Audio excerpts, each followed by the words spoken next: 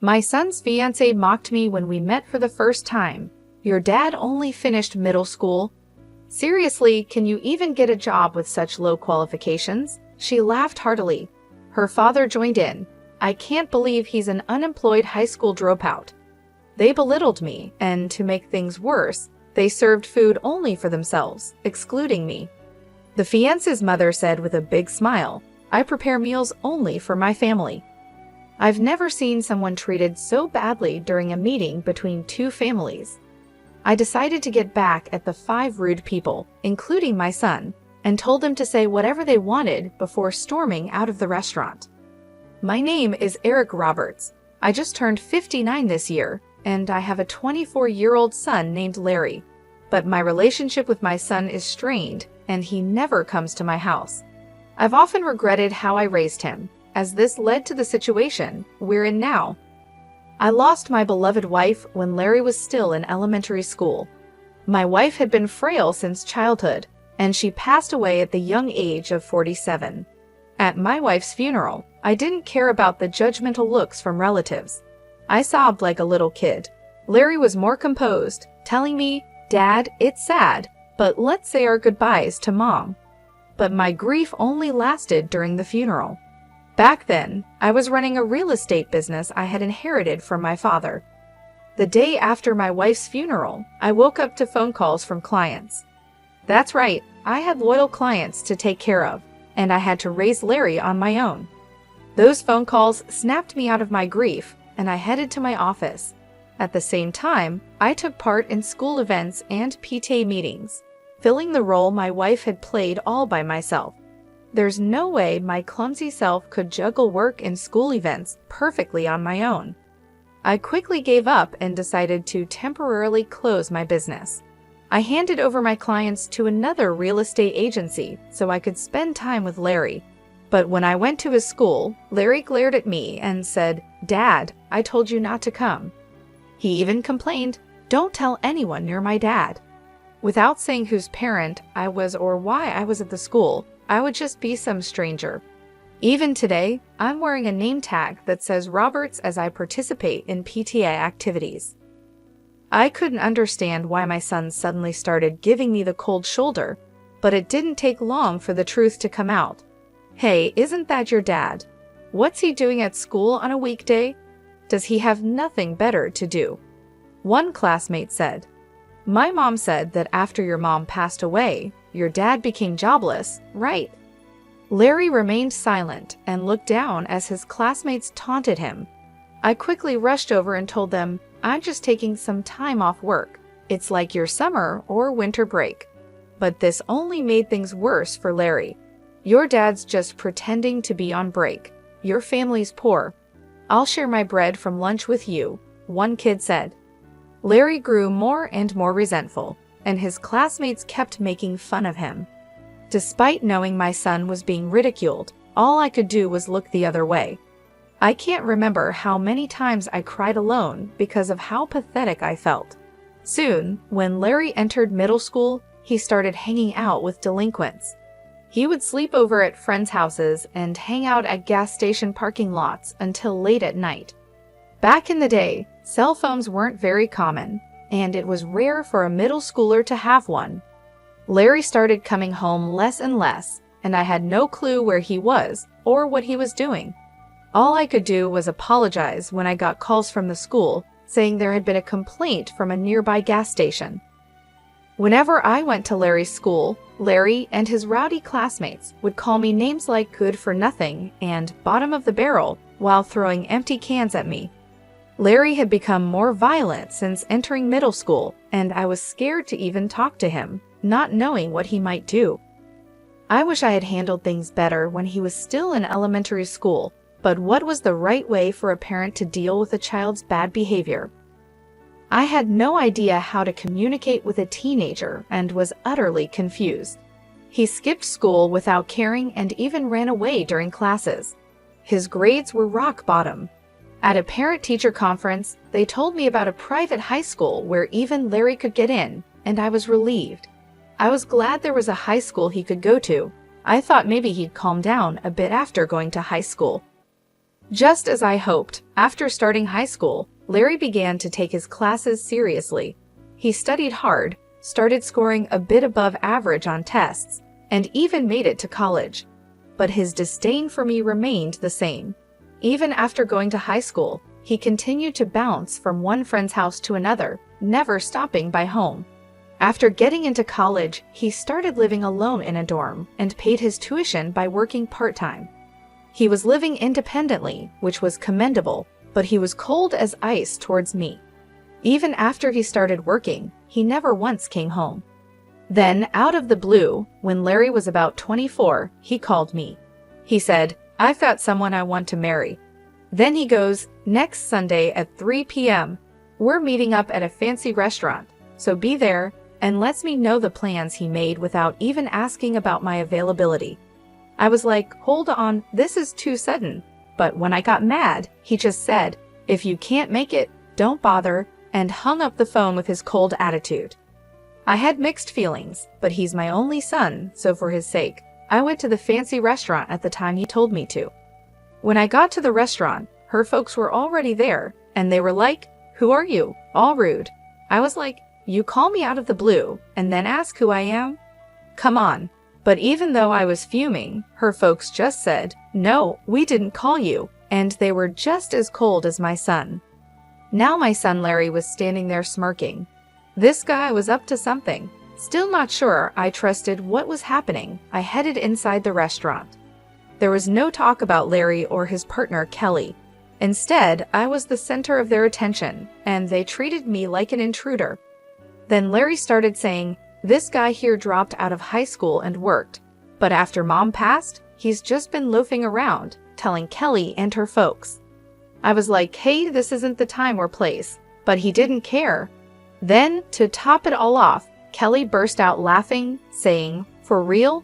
Can a person even get hired with just a middle school education?"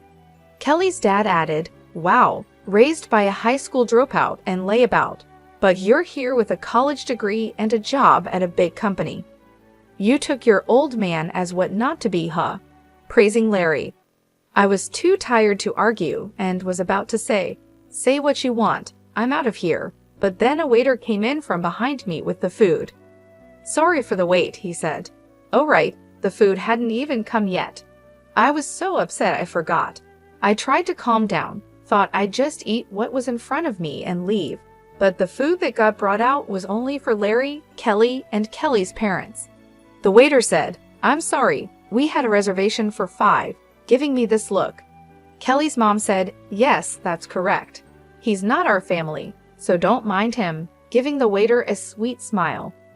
The waiter looked all kinds of uncomfortable and backed out. Just as I was about to lose it, Kelly's dad cut me off. He said, "We don't want anything to do with some deadbeat high school dropout. Our family and relatives are all bank employees, doctors working at major companies. You don't belong here. Please leave." That was enough. I said, "Is education and job history all you care about? Aren't you folks a bit off your rockers?" and got up to leave. To that, Kelly's dad said, "I work at Bank of New York Mellon, where education and job history really matter for clients' trust." But of course, a layabout like you wouldn't know. I said, "Oh my, you work at Bank of New York Mellon, huh? That's quite impressive," and walked out. I said that as I was leaving, but they didn't hear me. The next day, I paid a visit to Bank of New York Mellon, where Kelly's dad works. Being called a deadbeat by my son, his classmates, and my son's fiancée and her family, I must admit, I'm not actually a deadbeat. After my wife passed away, I temporarily closed my real estate business. Let me clarify, it was just a temporary closure. I didn't shut it down for good. After my wife's passing, I switched my business to online management so I could prioritize my son's school events and PTA meetings. When I had a physical store, most of my clients were neighbors, but after switching to online management, I could serve customers from all over the country, like people living in small towns about an hour's drive from the nearest train station, and even Americans living abroad. I started getting more consultations about renting and buying properties from these folks. Thanks to the internet, I could expand my property portfolio and cater to a broader clientele. Running a real estate business online made things possible that seemed like a dream. Additionally, I was quite active in stocks and investments as a hobby. Currently, I have $70 million deposited in Bank of New York Mellon, where Kelly's dad works. Upon arriving at the bank, I promptly requested to speak with the branch manager and informed him about everything that happened the day before. I said, I was told by one of your employees that this bank operates on trust, built on educational background and work history. So I've lost all trust in this bank because of that statement. Could you please proceed with the account closure? The branch manager kept apologizing profusely and finally explained the account closure process with a face on the verge of tears. Oh, I almost forgot about something important. There's this troublemaker who has not paid the rent for the apartment I own for 3 years. I had been letting it slide, thinking he's my son, but no more. I mailed my son a notice demanding 3 years' worth of rent. 5 days later, Kelly's dad and my bonehead son came storming into my house. Why did you rat me out to the branch manager? That was underhanded, Dad. What's the deal with that notice? If you're the manager, cover for me. I sighed and said, I lost trust in the bank after learning about your practice of judging clients based on education and work history. Are you panicking just because of what one person said? Do you have something to hide? And Larry, just because we're family doesn't mean you can skip paying rent. Pay your own rent. Kelly's dad shouted, because you went around stirring the pot, I got a bunch of complaints from my other clients. My boss chewed me out because of what you did. The nerve. Oh no, I didn't stir the pot. I just shared this story as casual conversation with my relatives and clients. I didn't tell them to close their accounts, I said with a smile. My son snapped at me, What clients, Dad? You're just a deadbeat, aren't you? Do you think a deadbeat could afford to build a huge house like this in such a prime location and still maintain this lifestyle? I even did some renovations recently, I replied. My son looked baffled and said, Huh? What's that? Did you go into debt or something? I'm really fed up with you. I took a break from my real estate job for a while and then switched to running an online business, which I'm still doing. How many times do I have to tell you I'm not a bum? I said. My son turned pale and said, What? I had no clue. I thought you were just working part-time. Kelly's dad started yelling, You're a real piece of work, keeping your occupation secret even from your own son. Annoyed, I said, Say whatever you want, and closed the front door. Outside, I heard them shouting, You've ruined my reputation. I'm gonna sue you.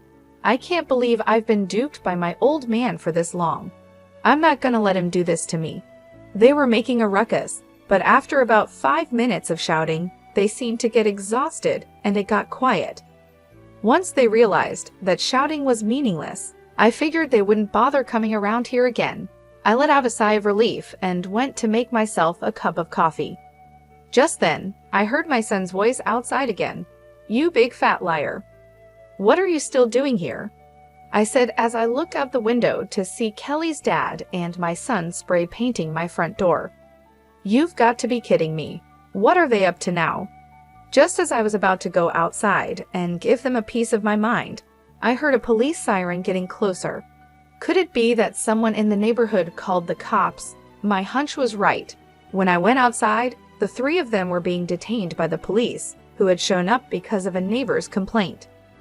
There he is, that big fat liar. I lost all my credibility at work because of him, they shouted. The police calmly loaded them into the patrol car, saying, all right, we'll take it from here. Then one of the officers, who seemed to have just noticed me, approached with a strangely cheerful expression. Sir, would you please come with us to give your statement? Why me? I thought, but I guess I'm the victim here. I'm gonna spill the beans on all their shenanigans. When we got to the police station, I showed the cops a video from my phone. It was footage from the security camera I installed at my front door. The camera had recorded all the yelling and antics. "What a great piece of evidence!" the officer exclaimed with a sparkle in his eye. And my questioning was over in a jiffy. My son and Kelly's dad were given a stern warning by the police and had to sign a restraining order to keep their distance from me. It turns out the whole neighborhood had witnessed their crazy behavior. One of my son's coworkers, who lives nearby, had been blabbering about it at the office.